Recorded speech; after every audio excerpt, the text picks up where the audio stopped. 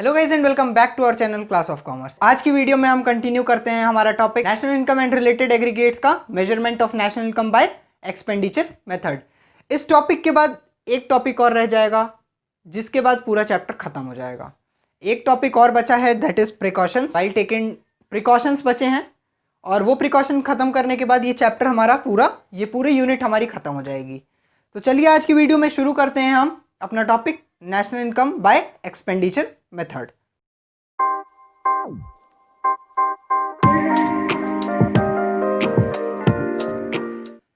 Expenditure method का मतलब क्या होता है?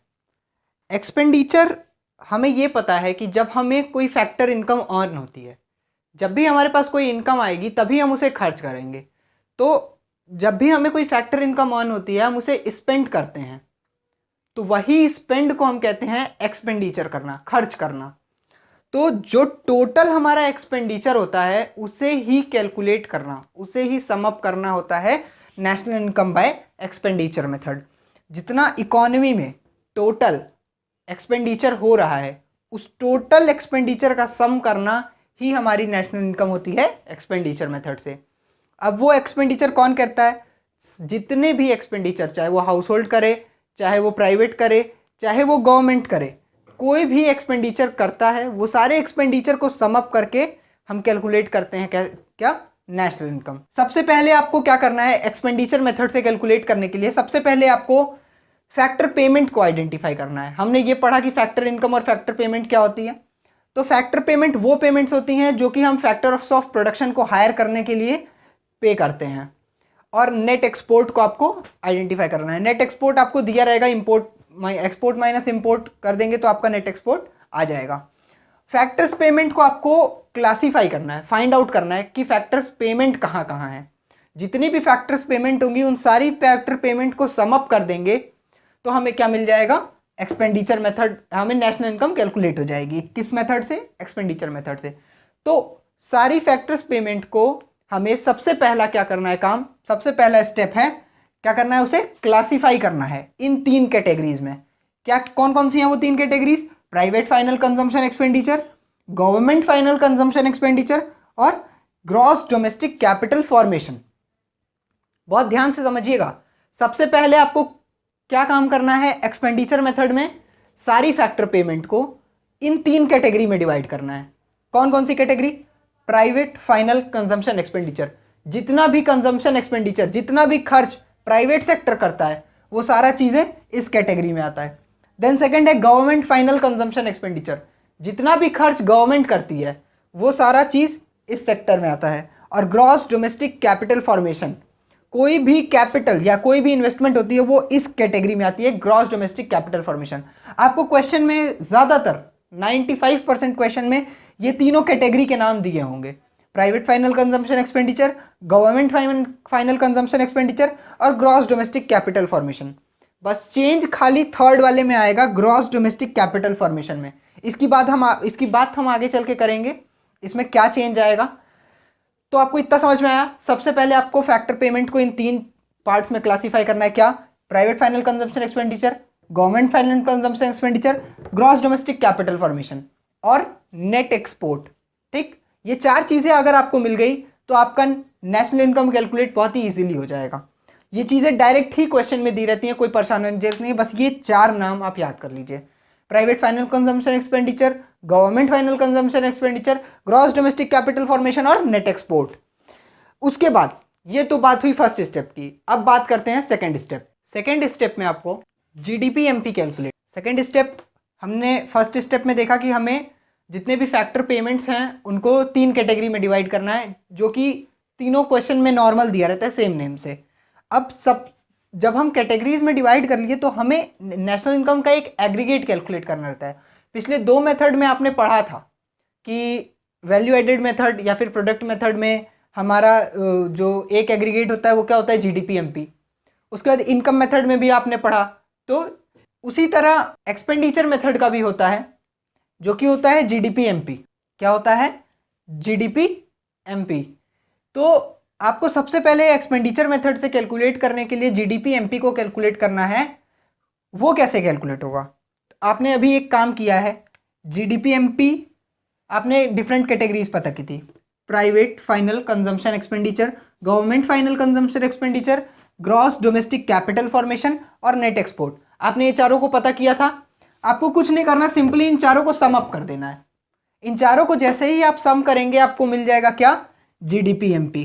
ठीक है, बहुत इंपॉर्टेंट है, इसको समझिएगा। आपको सबसे पहले क्लासीफाई करना है private final consumption expenditure, government final consumption expenditure, gross domestic capital formation और नेट एक्सपोर्ट में। क्लासीफाई करने के बाद आपको GDP-MP निकालना है। GDP-MP कैसे निकलेगा, private final consumption expenditure, government final consumption expenditure, gross domestic capital formation और नेट एक्सपोर्ट को ऐड कर दो।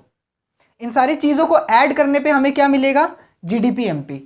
जब आपका GDP-MP कैलकुलेट हो जाएगा तो उसके बाद आपको कैलकुलेट करना है national income, that is NNP-FC।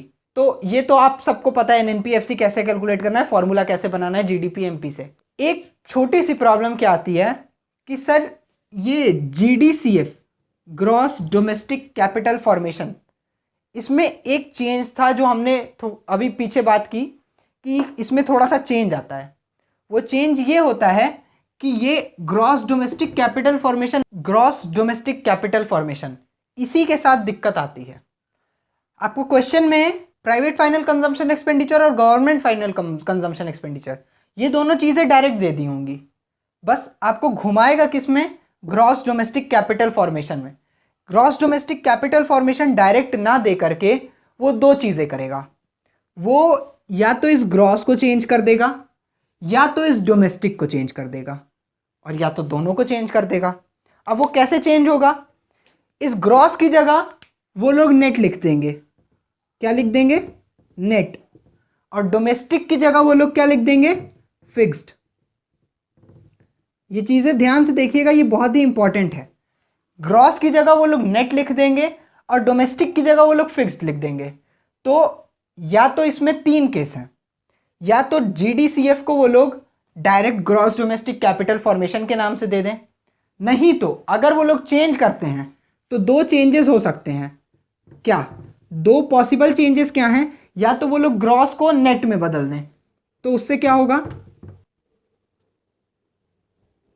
Gross को अगर वो लोग नेट में बदलेंगे तो नेट डोमेस्टिक कैपिटल फॉर्मेशन हो जाएगा। ठीक है, क्या हो जाएगा, ग्रॉस की जगह नेट आ जाएगा, तो चेंज हो क्या हो जाएगा, ग्रॉस की जगह नेट आ जाएगा, तो नेट डोमेस्टिक कैपिटल फॉर्मेशन, तो चेंज आया। और सेकंड चीज क्या करेंगे ये लोग, डोमेस्टिक की जगह फिक्स्ड लिख देंगे। क्या लिख देंगे, सेकंड चीज क्या करेंगे ये लोग, डोमेस्टिक की जगह फिक्स्ड लिख देंगे। ठीक है, तो दो चेंजेस क्या क्या हुए, ग्रॉस की जगह नेट लिख दिए और डोमेस्टिक की जगह फिक्स्ड आ गया। थर्ड चेंज होगा कि दोनों ही चीजें चेंज हो जाएंगी, ग्रॉस की जगह नेट भी रहेगा और डोमेस्टिक की जगह फिक्स्ड भी रहेगा। तो थर्ड केस में क्या हो जाएगा, थर्ड केस में ये हो जाएगा, तो थर्ड केस में क्या होगा, ग्रॉस की जगह नेट लिख देंगे और डोमेस्टिक की जगह फिक्स्ड।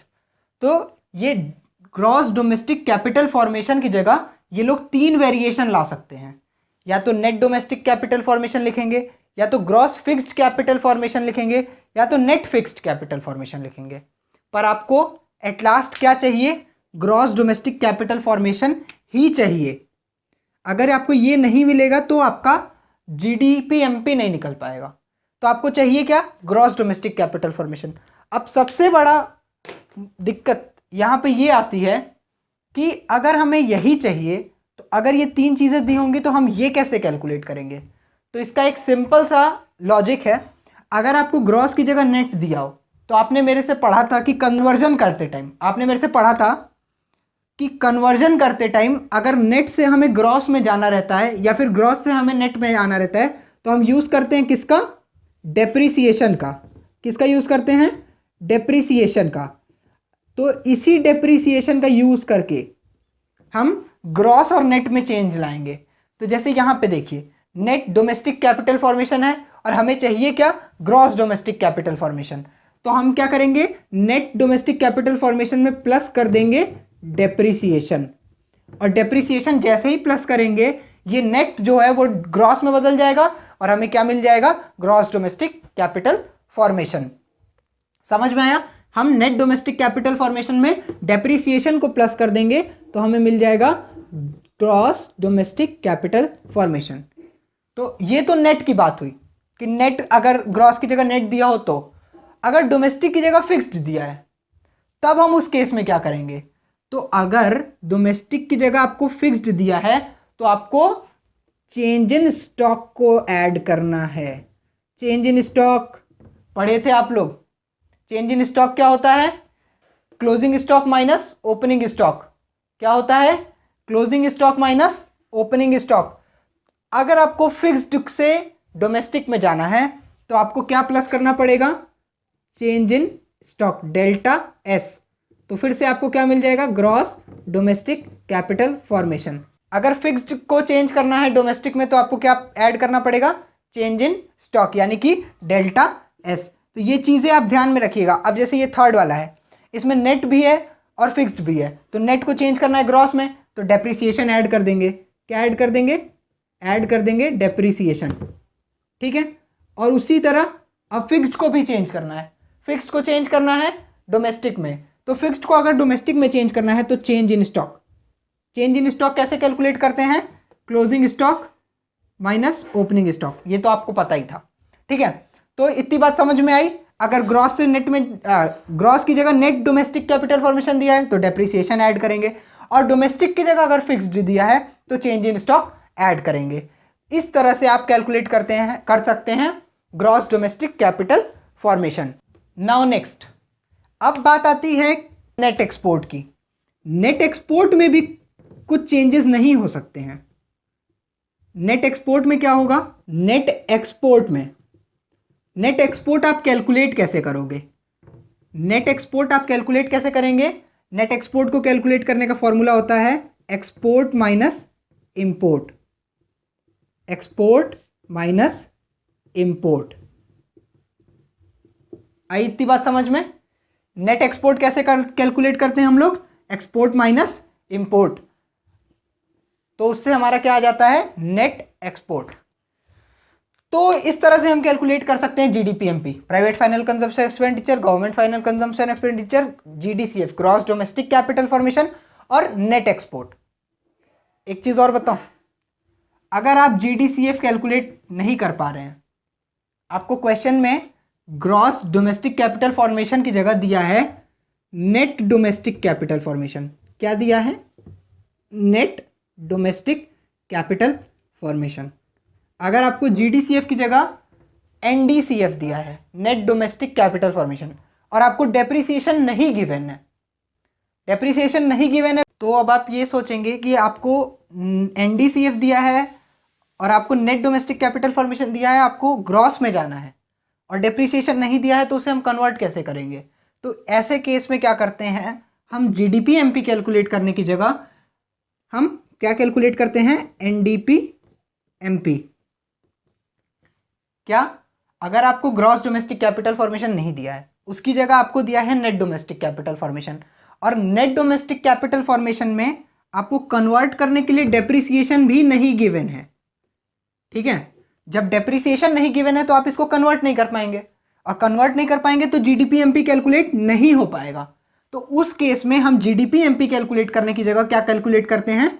एनडीपीएमपी, और उसके बाद एनडीपीएमपी से हम नेशनल इनकम कैलकुलेट करते हैं। तो इस बात को याद रखिएगा, ये बहुत ही इंपॉर्टेंट चीज़ है और ये कन्फ्यूजन बहुत ज़्यादा क्रिएट करती है।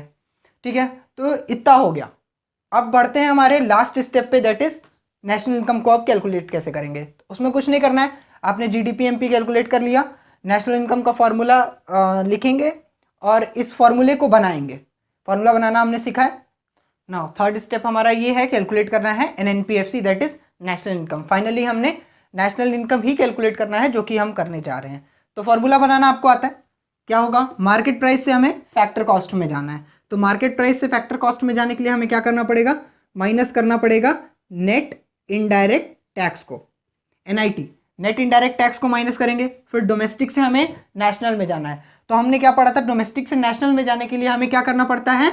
एनएफआईए को ऐड करना पड़ता है। तो हम कर देंगे add NFIA, net factor income from abroad. बाहर के आने वाले पैसे को हमने ऐड कर दिया। अब ग्रॉस से हमें नेट में जाना है, तो अभी हमने पढ़ा कि ग्रॉस और नेट के बीच में डेप्रिसिएशन का रिलेशन होता है, और ग्रॉस से नेट में जाना है तो डेप्रिसिएशन को हम माइनस करेंगे, और जैसे ही हम डेप्रिसिएशन को माइनस करेंगे हम पहुंच जाएंगे NDP-FC में, और हमारा नेशनल इनकम हो गया कैलकुलेट। इसी तरह हम नेशनल इनकम कैलकुलेट कर लिए और ये फाइनली हमारा इसी से आ जाएगा आंसर। तो हमने सीखा कि एक्सपेंडिचर मेथड से हम नेशनल इनकम कैसे कैलकुलेट कर सकते हैं। तो अगर आपको इस टॉपिक में कोई भी डाउट हो तो हमें कमेंट सेक्शन में कमेंट करके बताइए। वीडियो पसंद आई तो वीडियो को लाइक करिए, चैनल को सब्सक्राइब करिए और वीडियो को ज़्यादा से ज़्यादा शेयर करिए अपने फ्रेंड्स में। मिलते हैं आपसे नेक्स्ट वीडियो में। Thank you.